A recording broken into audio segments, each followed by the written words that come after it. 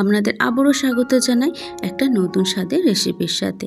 আজকেই বানাবো তালের কদম ফুল। তো চলুন রেসিপিটা শুরু করা যাক। তো এখানে আমি একটা তাল নিয়ে নিয়েছি। তালটাকে ভালো করে পরিষ্কার করে ধুয়ে নিয়েছি। এবার এই তাল থেকে খোলাগুলো ছাড়িয়ে তালের পাল্পটা বার করব। ভিডিওটা শেষ পর্যন্ত দেখার জন্য আপনাদের কাছে অনুরোধ রইল। ভিডিও যদি ভালো লেগে থাকে তো লাইক শেয়ার কমেন্ট অবশ্যই করবেন, চ্যানেলটা সাবস্ক্রাইব করে পাশে থাকবেন। আর নতুন বন্ধুরা যারা ভিডিওটা দেখছেন, ভিডিওটা যদি ভালো লেগে থাকে চ্যানেলটা সাবস্ক্রাইব করে পাশে থাকবেন আর নিত্য নতুন রান্নার ভিডিও বা রেসিপি পাওয়ার জন্য। তো তালটাকে আমি ভালো করে এই আটি থেকে খোলাগুলো ছাড়িয়ে নিয়ে এবার এই গ্রেটারের সাহায্যে এবার তালের পাল্পটা বার করে নেব। তালটা আমার খুব একটা মিষ্টি ছিল না, তাই কিছুটা পরিমাণে চিনি দিয়ে তালটাকে ভালো করে আমি জাল করে নিয়েছি। এবার এই জাল করা তালটা আমি ইউজ করব। তো তার জন্য একটা প্যান বসিয়ে দিয়েছি, তাতে দিয়ে দিলাম 1 কাপের মতো নারকেল। শুকনো নারকেল করা, এটা ডেসোকেটেড যে নারকেল হয় সেটা। যতটা নারকেল দিলাম ততটাই আমি গুড় দিলাম। এখানে একটা রেডি করছি নারকেল ছাই, তাই গুড় আর নারকেলটা ভালো করে মিশিয়ে নিয়ে একটা পুর রেডি করব। আপনাদের কাছে যদি শুকনো নারকেল না থাকে বা এমনি যদি নর্মাল নারকেল থাকে সেই নারকেল দিয়েও করতে পারেন। তো আমার কাছে ছিল না, তো এই শুকনো নারকেল ইউজ করেই আমি পুরটা রেডি করছি। তো পুরটা রেডি করে আমি ঠান্ডা করে নেব। তো দিয়ে দিয়েছি 1 বাটির মতো জল। সেই জলেতেই দিয়ে দেবো এখানে 1 কাপের মতো তালের পাল্প। যে তালের পাল্পটাকে চিনি দিয়ে আমি রেডি করে রেখেছিলাম জাল দিয়ে, সেই তালের পাল্পটা দিয়ে দিলাম। আর দিয়ে দেবো অল্প পরিমাণে একটু নুন। এই চালের গুঁড়োটা দেবো, এখন দেবো না, তালটাকে আগে ভালো করে জলের সাথে মিশিয়ে নেব। মেশানো হয়ে গেলে আমি এখানে 1 বাটির মতো চালের গুঁড়ো দেবো। আমি 1 বাটি মতো জল দিয়েছি, তাই 1 বাটি মতো চালের গুঁড়ো দিচ্ছি। যতটা আমি জল দেবো ততটাই চালের গুঁড়ো ইউজ করতে হবে। তো তালটাকে ভালো করে মিশিয়ে নিয়েছি। মেশানো হয়ে গেলে এবার চালের গুঁড়োটা দিয়ে দেবো। চালের গুঁড়োটা আমি দিয়ে দিচ্ছি এখানে নর্মাল সেদ্ধ চালের যে গুঁড়ো হয় সেটা ইউজ করছি। আপনারা চাইলে আতপ চাল বা চালের গুঁড়ো এখানে ইউজ করতে পারেন। তো চাল গুঁড়োটা দিয়ে ভালো করে এটাকে নেড়ে পুরটা রেডি করব। তো ভালো করে নেড়ে নিয়েছি। তো এটা রেডি হয়ে গেছে। বা কিছুটা একটু ঠান্ডা করে নেব। একটু ঠান্ডা করে নিয়ে থালায় নিয়ে চলে এসেছি। এবার এটাকে ভালো করে মেখে এটা ডো রেডি করব। আর এটা গরম অবস্থাতেই করতে হবে, ঠান্ডা হয়ে গেলে এটা জমে যাবে।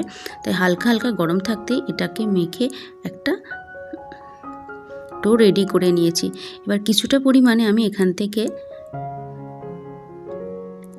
নিয়ে নিলাম। নিয়ে হাতের সাহায্যে এরকম গোল করব। গোল করে এবার একটা বাটির মতো শেপ দেবো।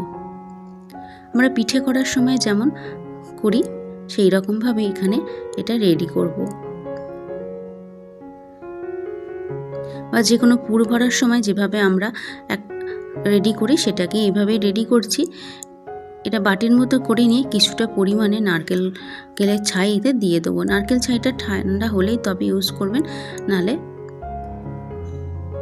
এটা রেডি করতে একটু সমস্যা হতে পারে। তো অনেকটা পরিমাণে পুর আমি দিয়ে দিয়েছি। দিয়ে এবার আস্তে আস্তে এইভাবে মুখটাকে বন্ধ করে নেব। বন্ধ করে নিয়ে এবার এই গোল মতো একটা শেপ দেবো। চারদিকটা যেন পুরো গোল হয়ে যায়, তাহলে কোনোভাবেই ভেতরের আর পুরটা বেরোবে না। এইভাবে আবারও একটা রেডি করছি, আপনাদের দেখাচ্ছি। এইভাবে মতো একটু বাটির শেপ দিয়ে দেবো। দিয়ে কিছুটা পরিমাণে নারকেলের ছাই আবারও দিয়ে দিচ্ছি।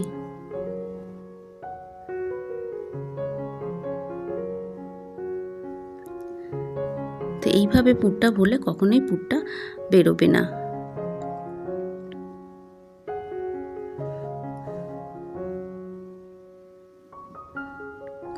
তো হাতের তালুর সাহায্যে পুরো এটাকে একদম গোল করে নিয়েছি। সবকটাকে রেডি করে নিয়েছি।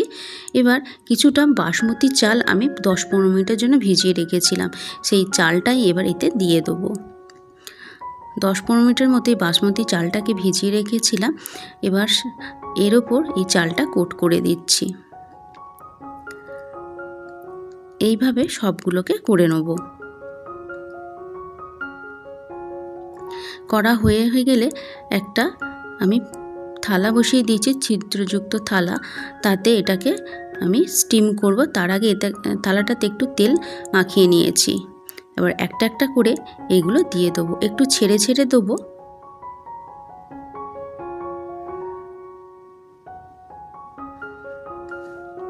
একটা একটা করে সবগুলো দিয়ে দিচ্ছি। এবার এটাকে আধ ঘন্টার মতো স্টিম করব। দিয়ে দেবো আমি চাপা দিয়ে এটাকে আধ ঘন্টার মতো স্টিম করে নেব। আধ ঘন্টা পর ফিরে এসেছি। তো এটা ভালো মতো হয়ে গেছে, চালগুলো ভালো মতো সেদ্ধ হয়ে গেছে। এবার এই গরম অবস্থাতে আরও কিছুক্ষণ এটাকে রেখে দেবো। 15 থেকে 20 মিনিট পর এটা যখন একটু ঠান্ডা হয়ে গেছে, তো আমি এটা একটা একটা নামিয়ে নিয়ে এসেছি। দেখুন কতটা সুন্দর হয়েছে দেখতে, পুরো কদম ফুলের মতো লাগছে দেখতে। তো এইভাবেই রেডি হয়ে যাবে তালের কদম ফুল। রেসিপিটা কেমন লাগলো অবশ্যই কমেন্ট করে জানাবে। ভালো লাগলে লাইক, শেয়ার, কমেন্ট, চ্যানেলটা সাবস্ক্রাইব করে পাশে থাকবে। আরও নিত্য নতুন রান্নার ভিডিও বা রেসিপি পাওয়ার জন্য। তো একটা আমি তোমাদের ভেঙে দেখাচ্ছি ভেতরটা কতটা সুন্দর আর কতটা জুসি হয়েছে, দেখো। আর এতক্ষণ ভিডিওটা দেখার জন্য আপনাদের অসংখ্য ধন্যবাদ। আপনারা সবাই ভালো থাকবেন, সুস্থ থাকবেন আর আমার সাথে থাকবেন।